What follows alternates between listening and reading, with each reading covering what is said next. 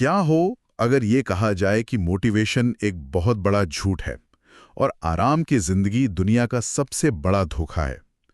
स्वागत है आज की इस गहरी चर्चा में, जहां हम एक ऐसे विषय की परतें खोलने वाले हैं जो सुनने में थोड़ा कड़वा लग सकता है। हाँ, और आज के इस आसान रास्ते ढूंढने वाले जमाने में ये सच्चाई की वो दवा है जिसकी सख्त जरूरत है। बिल्कुल। तो आज हमारी इस चर्चा का आधार है एक बेहतरीन स्रोत जिसे हम the hard path to self mastery या how to stay disciplined without motivation के रूप में जानते हैं। आज का हमारा मिशन ये समझना है कि एक इंसान बार बार असफल क्यों होता है और कैसे बिना किसी मोटिवेशनल वीडियो के खुद को बदला जा सकता है। सही कहा, क्योंकि अगर हम गौर करें तो बिना किसी बाहरी प्रेरणा के केवल अनुशासन के बल पर ही असली बदलाव आता है। आराम इंसान को वहीं रोक देता है जहां वो है। आज उन आदतों को तोड़ने का समय है जो भीतर ही भीतर खोखला फन रही हैं, लेकिन असली ट्विस्ट अभी बाकी है।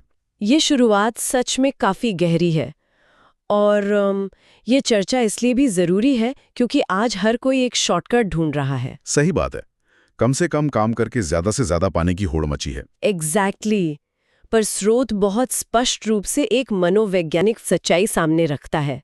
जो लोग केवल आसान काम चुनते हैं वो खुद की असली क्षमताओं को कभी जान ही नहीं पाते। उनका जो असली पोटेंशियल है वो कभी सतह पर आ ही नहीं पाता। चलिए इसको थोड़ा खोल कर समझते हैं। आखिर ये छोटी लगने वाली चीजें भविष्य कैसे बिगाड़ती हैं। हम अक्सर छात्रों और युवाओं की आम समस्याओं को देखते हैं। सुबह अलार्म बजने पर उसे 5 बार स्नूज करना, काम को कल पर टालना या फोन पर घंटों बर्बाद करना। शुरुआत में ये बहुत सामान्य लगता है, मतलब ऐसा लगता है कि 5 मिनट और सोने से क्या ही बिगड़ जाएगा। हाँ, और यही सबसे बड़ी मनोवैज्ञानिक चूक होती है। इंसान हमेशा आसान रास्ता क्यों चुनता है? इसके पीछे एवोल्यूशनरी साइकोलॉजी काम करती है। हमारे दिमाग की डिफ़ॉल्ट सेटिंग ऊर्जा बचाने की होती है। तो यानी जो आदि मानव के समय में जिंदा रहने के लिए जरूरी था, बिल्कुल वही आज के आधुनिक युग में इंसान का सबसे बड़ा दुश्मन बन गया है। जब कोई युवा ये मान लेता है कि उससे कुछ बड़ा नहीं हो सकता, या जब वो आज के आराम को कल के भविष्य से ज्यादा महत्व देता है, तो वहीं से उसका पतन शुरू हो जाता है। और सबसे बड़ा सीक्रेट क्या है वो अभी बताएंगे, क्योंकि मैं यहां थोड़ा इस बात को और गहराई में ले जाना चाहूंगा।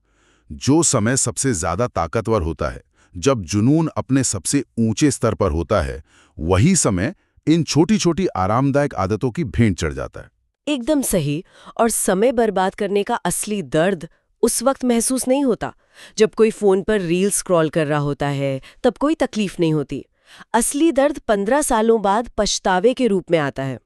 लोग अपनी ऊर्जा को व्यर्थ जाने देते हैं, लेकिन असली ट्विस्ट अभी बाकी है। यहां तक तो बात थी आदतों की, पर एक इंसान के सामने हर दिन 2 रास्ते आते हैं। पहला रास्ता आराम का और दूसरा संघर्ष का। हाँ, और यहाँ जो सबसे रोचक बात है वो ये है कि असली विकास तब होता है जब कोई व्यक्ति अपने आरामदायक जीवन शैली को छोड़ने का कठोर निर्णय लेता है। सच बोलने की हिम्मत, गलती मानने का साहस। सही कहा। इसका मतलब सिर्फ सुबह जल्दी उठना नहीं है। इसका मतलब है किसी ऐसी सड़ी हुई आदत को बदलना या किसी टॉक्सिक रिश्ते को खत्म करना जो आगे बढ़ने से रोक रहा है। इसमें गहरा दर्द होता है। मैं यहाँ एक बात जरूर जोड़ना चाहूंगा। जब कोई इंसान खुद को बदलने की कोशिश करता है तो सबसे ज्यादा विरोध अनजान लोगों से नहीं, बल्कि अपने ही दोस्तों और परिवार से होता है। जब अपने ही लोग खिलाफ हो तो कोई आगे कैसे बढ़े? इसे साइकोलॉजी में क्रैब मेंटालिटी कहा जाता है। इस रास्ते पर अपने ही लोग रोकते हैं, क्योंकि जब कोई अपने कंफर्ट जोन से बाहर निकलता है तो वो आसपास के लोगों को उनकी खुद की कमियों का एहसास कराने लगता है। ये तो मनोवैज्ञानिक रूप से एकदम अकेला कर देने वाली स्थिति है। अकेलेपन के इस डर से ही शायद लोग वापस उसी भीड़ का हिस्सा बन जाते हैं। बिल्कुल। पर जब कोई समर्थन ना कर रहा हो तब सिर्फ एक ही आवाज काम आती है, और वो है अपने दिल की असली पहचान की आवाज। लेकिन असली ट्विस्ट अभी बाकी है। तो इस सब का आखिर क्या मतलब है? जब पूरी दुनिया खिलाफ खड़ी हो तो दिमाग को कैसे धोखा दिया जाए कि वो हार ना माने? इस रहस्य को स्रोत आइडेंटिटी बेस्ड डिसिप्लिन कहता है। जब कोई व्यक्ति लगातार मुश्किल काम करता है तो सिर्फ एक काम पूरा नहीं हो रहा होता, बल्कि अंदर ही अंदर दिमाग की वायरिंग बदल रही होती है, जिसे न्यूरोप्लास्टिसिटी कहते हैं। वेट, मतलब दिमाग सच में अपना आकार या काम करने का तरीका बदल लेता है? हाँ, जब कोई कठिन काम किया जाता है तो आत्मविश्वास बढ़ता है। ये एक चक्र है। इंसान का अवचेतन मन ये कहता है कि मैं वो इंसान हूं जो मुश्किल काम करता है। वो अपनी पहचान बदल रहा होता है। लेकिन कई बार ऐसे काम करने होंगे जिनके लिए कोई इनाम नहीं मिलेगा, कोई तारीफ नहीं करेगा। इस इंस्टेंट ग्रेटिफिकेशन वाले दौर में बिना तालियों के काम करते रहना कितना मुश्किल है। और सबसे बड़ा सीक्रेट क्या है, वो अभी बताएंगे।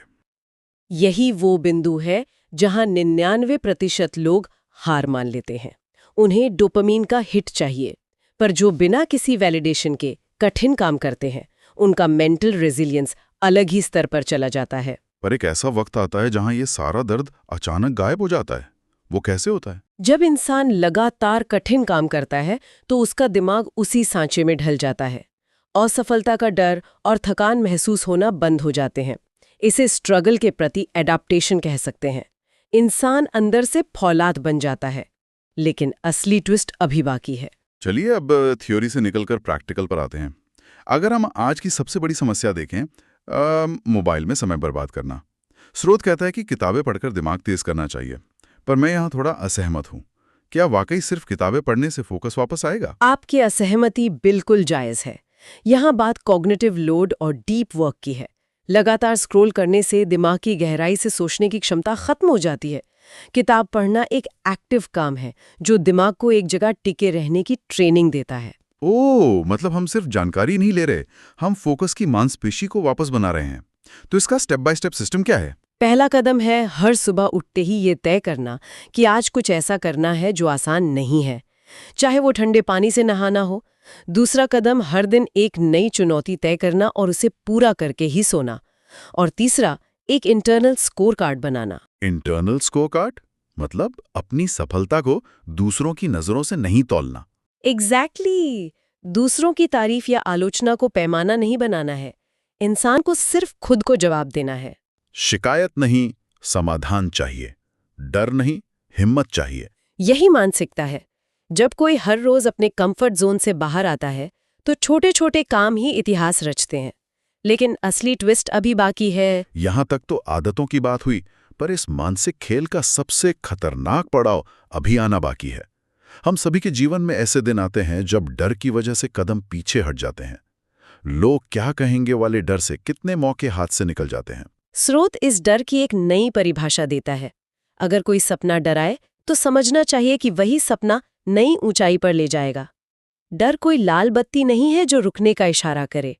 डर एक कंपस है जो दिशा बताता है। यहाँ बात सच में बहुत दिलचस्प हो जाती है, क्योंकि असली मुकाबला किसी कॉम्पिटिटर से नहीं है। असली मुकाबला आईने में दिखने वाले उस अक्स से है। क्योंकि असली ताकत शरीर में नहीं, दिमाग में होती है। जब शरीर थक जाता है तब इंसान का पक्का इरादा ही उसे आगे बढ़ाता है। जब हर तरफ अंधेरा हो तब इंसान खुद अपना रास्ता बनाता है। जब भीड़ साथ छोड़ देती है तब इंसान अपनी अंदर की असली आवाज सुन पाता है। बिल्कुल। इतिहास कभी भीड़ ने नहीं लिखा। इतिहास उस एक व्यक्ति ने लिखा जो अकेले खड़ा रहा। आसान रास्ते सिर्फ भीड़ से जोड़ते हैं और कठिन रास्ते इतिहास से। लेकिन असली ट्विस्ट अभी बाकी है। हम इस गहरी चर्चा के आखिरी पड़ाव पर आ चुके हैं। इन मनोवैज्ञानिक गहराइयों को समझने के बाद साफ है कि हारना कोई विकल्प नहीं है।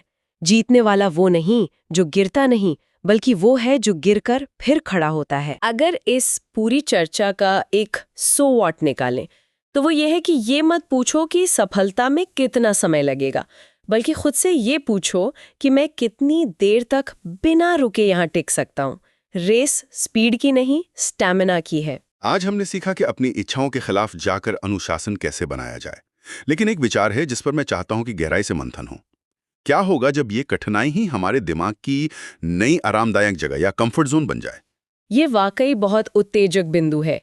अगर संघर्ष करना ही सबसे बड़ी लत बन जाए तो मानव मस्तिष्क की कोई सीमा नहीं रह जाएगी। बिल्कुल। और इस शक्तिशाली विचार के साथ हम आज की चर्चा समाप्त करते हैं। क्योंकि याद रखिए, जो लोग अपने सपनों के लिए काम नहीं करते, वो जीवन भर दूसरों के सपनों को पूरा करने वाली मशीन बनकर रह जाते हैं। चुनाव आसान रास्ते का नहीं, बल्कि आज के संघर्ष को अपनाने में है।